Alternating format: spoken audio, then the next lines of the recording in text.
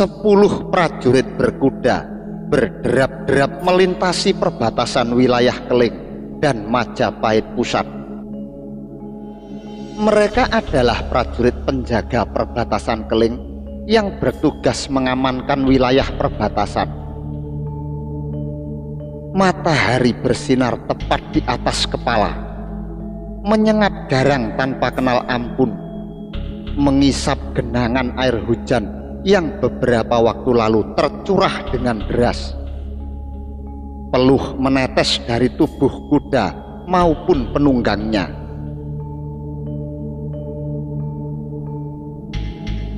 Menapai beberapa jengkal wilayah perbatasan Majapahit Pusat, derap kuda diperlambat hingga akhirnya benar-benar berhenti. Kuda meringkik-ringkik sambil menjejak-jejakkan kaki.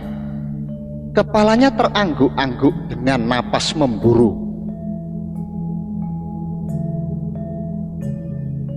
Penunggang kuda paling depan, sang pemimpin pasukan, menyipitkan mata melihat ke arah wilayah Majapahit Pusat.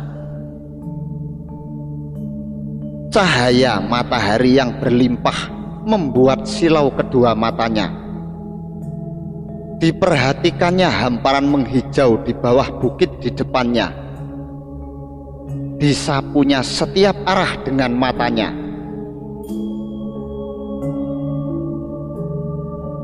Seorang prajurit memajukan kudanya. Kuda menjejak-jejak, mengangguk-angguk, dan meringkik lirih. Situasi tampak aman, Kang. Sang pemimpin Ken Pagelen yang kini dipindah tugaskan memimpin 100 prajurit perbatasan utara Keling berpangkat bekel. Ia mengangguk-angguk kecil tanpa melepaskan pandangannya.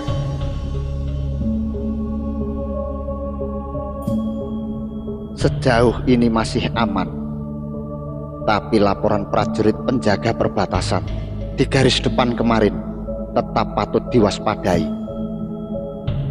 Kuda meringkik, paguhan mungkin, tapi wilayah mereka tidak bersinggungan dengan wilayah kita, Kang. 1000 cara bisa dilakukan, apalagi wilayah pusat Majapahit adalah wilayah bebas bagi mereka saat ini. Semua prajurit terdiam. Tengaraku mengatakan perpecahan kembali terulang. Mungkin, semoga saja tidak. Apa artinya Keling beserta sekutu-sekutunya jika pemerintah pusat ada di belakang Paguhan, Kang? Mungkin membentuk Kedaton Kulon. Sudahlah, jangan berandai-andai. Mari kita susuri wilayah barat. Semua prajurit pun mengarahkan kuda ke kiri. Seekor kuda berputar-putar membandang. Ahai, kudamu itu sesekali perlu dikasih makan dakimu, sergah temannya. Yang ditegur meringis dan segera menyusul teman-temannya. Kembali kuda berderap-derap mengarah ke barat. Di suatu titik mendadak Ken Pagelen mengangkat tangannya. Kuda-kuda pun meringkik kencang, menghentikan larinya dengan berputar-putar sejenak. Lihat, tangan Ken Pagelen menuding ke sesuatu di bawah bukit. Sepertinya tidak terlihat apapun pada arah yang ditunjuknya. Tetapi manakala benar-benar diperhatikan, di sana, di sebuah lembah yang subur, tampak beberapa sapi asyik merumput. dan seseorang mengendap-endap mendekati seekor sapi. Ahai, maling sapi rupanya. Ketika seorang prajurit Wirot hendak bergerak, Ken Pagelen mencegahnya. Tahan, lihat apa yang dia lakukan. Semua prajurit memperhatikan dengan saksama. Di bawah bukit, seseorang mendekati seekor sapi. Dia mengelus-elus kepalanya dan lantas memberikan sesuatu kepada sapi itu. Sesuatu dioleskan di mulut dan di lidahnya. Setelah dirasa cukup, dia lantas mengendap-endap beralih ke sapi lain. Apa yang dia lakukan? Seorang prajurit penasaran. Ken Pagelen tertawa kecil. Mungkin hanya seorang balantik, mungkin hanya mengakali pemilik sapi agar bisa membeli sapinya dengan murah. Semua prajurit belum paham apa yang dia berikan pada sapi itu. Tugi padi. Begitu lidah dan bibir sapi diolesi tugi padi, ia tak akan enak makan dan minum. Jadi lambat dan malas-malasan, seolah-olah sedang sakit. Begitu sang pemilik terkecoh dan menyangka sapinya sakit, Balante itu akan menawarnya dengan harga murah. Padahal sapi-sapi itu sebenarnya sehat. Terdengar tawa berderai di belakang. Orang mana itu, Kang? Itu wilayah kita, dan dapat kita pastikan Balante itu orang kita juga, orang Keling. Perlu kita tangkap, Kang? Ya, beri peringatan saja, lalu lepaskan. Ketika tali kekang kuda hendak disentakkan, mendadak seorang prajurit menunjuk ke sisi bukit yang lain. Kang, lihat di sebelah sana, siapa mereka itu?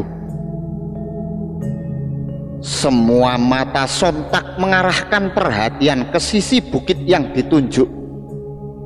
Di sana berderap-derap pasukan berkuda yang melaju keluar dari wilayah Keling. Ken Pagelen menyipitkan mata. Mencurigakan. Tanpa menunggu waktu, dia berputar berlawanan arah dan menggebrak lambung kudanya kencang-kencang. Seluruh prajurit ikut memutar kuda dan menggebrak kuda mereka masing-masing. Kuda-kuda seketika meringkik nyaring, mengangkat kedua kaki depan dan meluncur bagai anak panah yang lepas dari busur. Mereka tak lagi tertarik pada sang Balante yang masih beraksi. Dalam satu titik nanti, arah laju pasukan berkuda itu akan terpotong oleh laju mereka. Namun ketika mereka hampir mendekati pasukan itu, mendadak salah seekor kuda meringkik kencang. Lidahnya terjulur dan mengangguk-angguk. Kuda itu memperlambat larinya, bergerak berputar-putar, mencoba mencari-cari sesuatu dengan bibirnya. Hei, hei, hush, hush. Sang prajurit terkaget-kaget dan mencoba mengendalikan kudanya. Karuan saja, ke-9 prajurit yang lain segera menarik tali kekang kuda masing-masing. Ringkian kuda riuh terdengar dan laju lari mereka terhenti seketika. Kenapa kuda itu? Bekik salah seorang temannya. Hush, her, hush. Mana aku tahu. Kuda itu masih melonjak-lonjak kecil, mencoba mencari-cari dengan bibirnya. Bukan, tepatnya mencoba menggaruk-garuk lidahnya. Kemudian kuda itu pun berhenti bergerak, tidak mau berlari sama sekali, hanya meringkik lirih dan menjejak-jejak.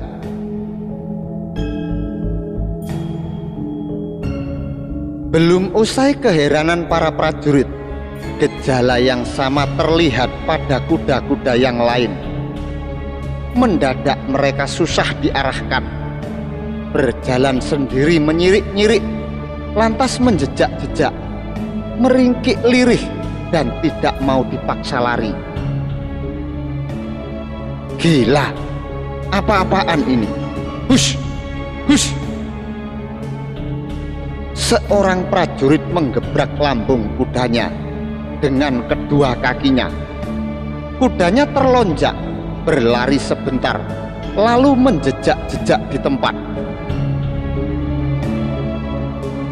Bangsat, mau aku jadikan sate kamu, maki seorang prajurit yang lain. Gebrakan-gebrakan kaki di lambung kuda tidak banyak berpengaruh. Kuda hanya meringkik, berlari kecil, berputar-putar dan menjejak-jejak, lantas diam saja. Anjing buntung. Kuda Ken Pagelen ternyata juga sama saja. Segera dia turun dari pelana. Cekatan diperiksanya bibir dan lidah kuda miliknya. Asu, maki Ken Pagelen geram begitu mendapati banyak tugi padi di lidah kudanya.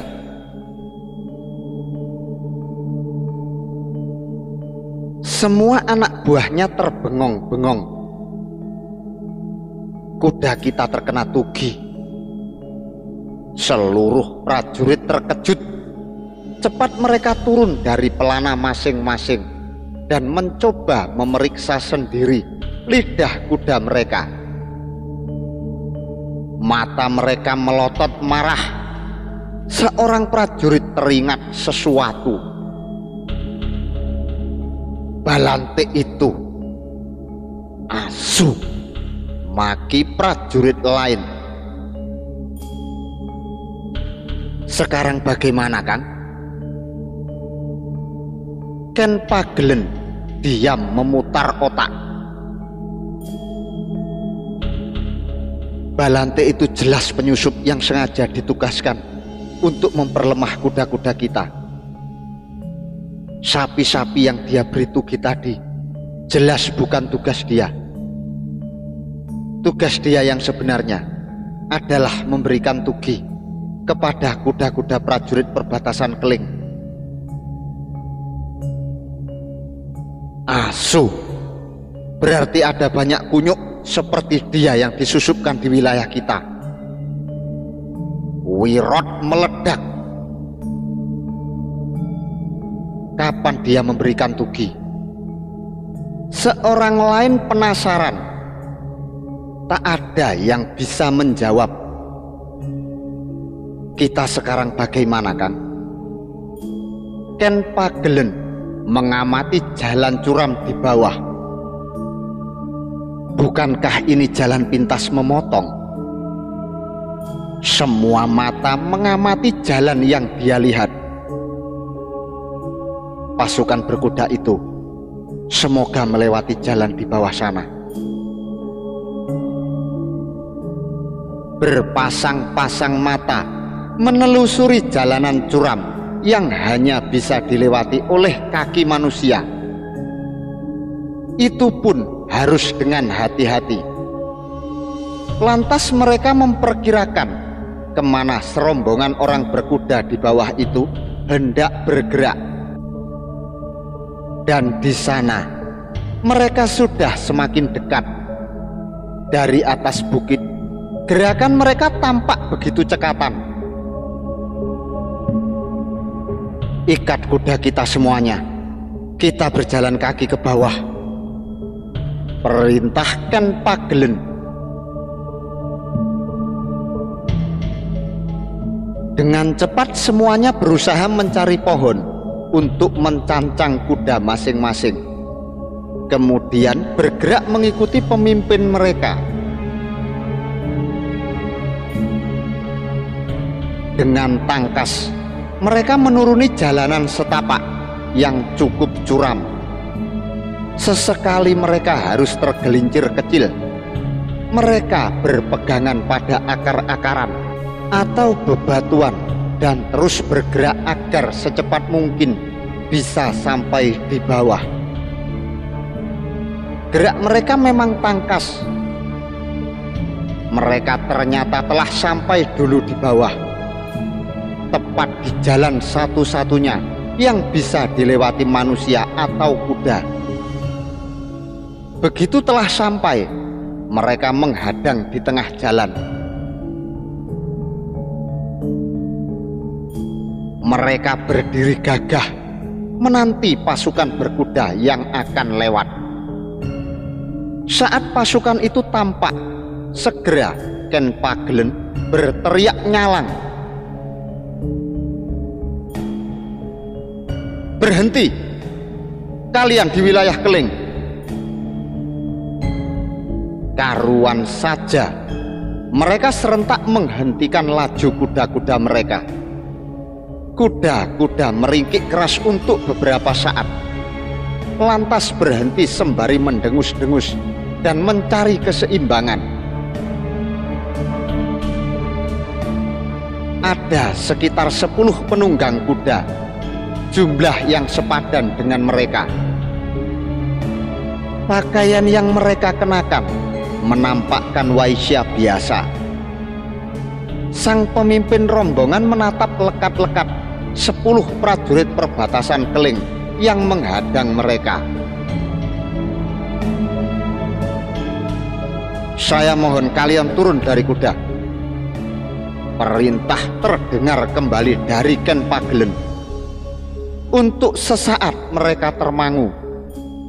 Kemudian satu persatu mulai turun dari pelana. Ken Pagelen memberi tanda agar pemimpin rombongan mendekat ke arahnya. Pemimpin rombongan bergerak perlahan.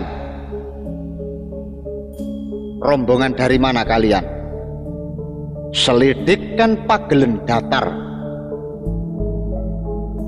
"Pamotan," jawab pemimpin rombongan singkat. "Berdagang di Keling?" "Seperti yang Tuan lihat sendiri." Dia menunjuk muatan di punggung-punggung kuda mereka.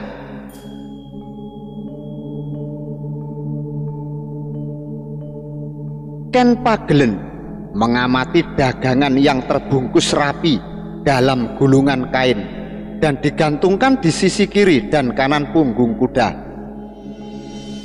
Kemudian dia memberi tanda agar anak buahnya memeriksa. 6 prajurit perbatasan bergerak sigap ke depan, mendekat ke arah rombongan.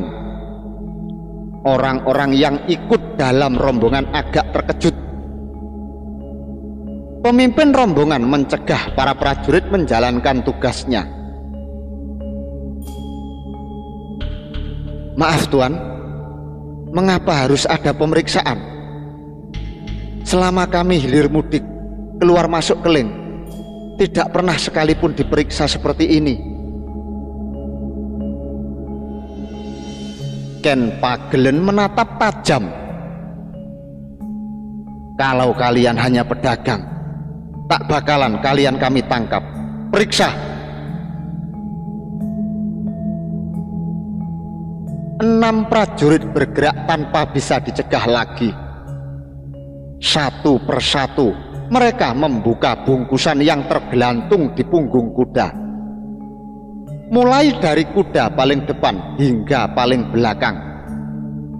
Hasilnya tidak ada yang mencurigakan. 6 prajurit kembali ke belakang Ken Pagelen. Kini mereka semua mempersilahkan rombongan melanjutkan perjalanan. Para prajurit keling menyingkir ke pinggir. Tatkala rombongan telah bergerak, mendadak seorang prajurit melihat sesuatu yang mencurigakan terikat di bawah perut kuda. "Hei, berhenti!" Semua rombongan terkejut dan menoleh ketika mereka melihat tatapan curiga yang terarah ke bawah perut kuda-kuda mereka. Berubahlah wajah mereka. Segera mereka menggebrak kuda sekencang-kencangnya. "Bajingan, berhenti! Hei, berhenti!" Ken Pagelen memekik, "Hentikan mereka!" Tapi mereka sudah kadung berlari. Ketika sampai di jalan sempit yang membelah bukit, mereka harus bergiliran melewatinya, karena jalan itu hanya bisa dilalui seekor kuda. 10 prajurit keling yang mengejar tanpa kuda berlari sekencang-kencangnya di belakang mereka. Pada satu kesempatan, salah seorang prajurit keling melemparkan pedangnya. Pedang meluncur cepat dan tepat mengenai kaki seekor kuda. Kuda itu melonjak kesakitan. Ia meringkik dan berputar kebingungan. Penunggangnya panik. Dalam sekejap, prajurit keling telah berhasil menyusulnya. Dengan tangkas prajurit keling itu menarik tubuh si penunggang kuda, yang langsung terjatuh mencium tanah. Darah mengucur dari hidung dan mulutnya. Dengan sekali balik, tubuh itu tertelungkup dengan lengan terpelintir kencang. "Asu kowe, heh, mau mencoba prajurit keling?" Anggota rombongan yang lain terus berlari. Sekali lagi, sebuah pedang meluncur, kini mengarah ke punggung yang lain. Eloknya, sasaran yang dituju bisa menghindar dengan membelokkan laju kuda. "Asu, asu!" maki prajurit keling yang melemparkan pedang. Ke-9 prajurit keling telah kepayahan. Mereka memutuskan untuk balik, mengurusi orang yang berhasil mereka tangkap dan masih tertelungkup di impit lutut prajurit keling yang menjatuhkannya tadi. Belum sampai mereka ke tempat semula, 50 prajurit keling, bukan prajurit penjaga perbatasan, muncul berderap-derap dari arah berlawanan. "Goblok, apa yang kalian jaga, heh?" Pemimpin 50 prajurit itu memaki-maki.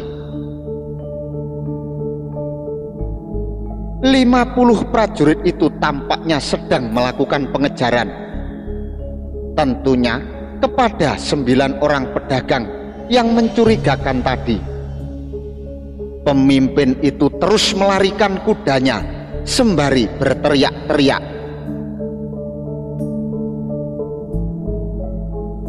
"Dukuh di sisi bukit telah dibakar. Kalian hanya mendelik-delik di sini, tak melakukan apapun. Goblok!" Tercekat ke-9 prajurit itu mendengarnya. "Bajingan, kita tak berkuda. Asu tenan." Mereka melampiaskan kesalahan kepada orang yang berhasil mereka tangkap. Pukulan, jejakan, sikutan, dan tamparan mereka layangkan dengan kesal ke arahnya. Tiba-tiba saja mereka melihat seorang lelaki yang semula berjalan tenang berbalik ketakutan. Balante itu. Mereka segera mengejarnya. Sebentar saja si Balante sudah terkejar. Pukulan mendarat di tengkuknya hingga menimbulkan bunyi sangat keras.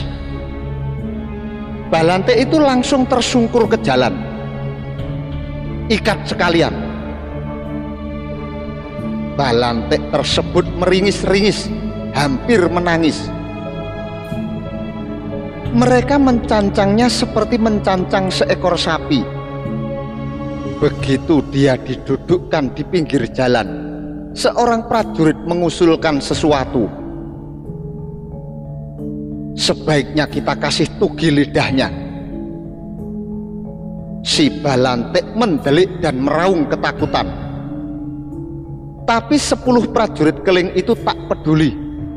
Mereka mengangkat kasar kedua orang itu dan membawanya berjalan menuju markas.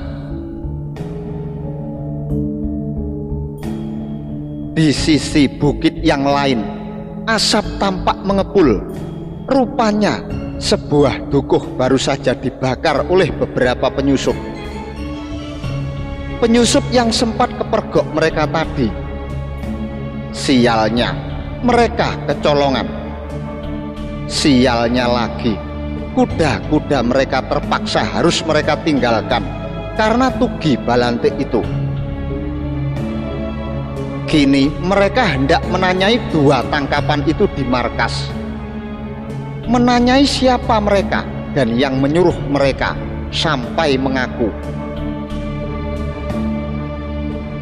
2 orang itu mereka gelandang masuk melalui pintu gerbang markas yang terbuat dari bambu. Begitu mereka sampai di markas, kegemparan terjadi karena banyak sekali kuda yang menjadi lemah tak berdaya. Lagi-lagi, ini pasti perbuatan si Balante. Bekelken Pagelen memaki-maki di markasnya. Bangsat, asu, tanyai mereka berdua. Kalau tidak juga mau bicara, kasih tugi dan lugut lidah mereka. Jangan dikasih makan. Si Balante meraung-raung ketakutan.